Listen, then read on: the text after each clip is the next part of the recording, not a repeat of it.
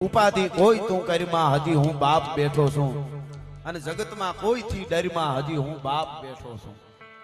અહીંયા જેટલા બેઠા એને કહી દઉં બાપ જીવતો હોય ને બાપ છે ને એને જે કર્યું હોય ને એ ક્યાંય કહેતા નથી કોઈ દી। માં છે, જનેતા છે, જન્મ દેવા વાળી, જનનીને તોલે કોઈ આવે નહીં, સાચી વાત, પણ જનની હજી રોઈ નાખે, બાપ આહુડાને પી જાય, આહુડા પાડે નહીં, ખબર ન પડવા દે। અહીં બેઠેલાને કહું છું બાપ કે આપણને કદાચ ગમે નહીં એવું લાગે, આમ નો કરતા એમ કહે, ખીજાય, પણ એક વારી બાપ એની સેવા કરી લેજો, સહન કરી લેજો, એ ખૂણો ખાલી થાય ને પછી દુનિયામાં નહીં બ્રહ્માંડમાં કોઈની તાકાત નથી કે ખૂણાને પાછો ભરી શકે ભલા માણસ।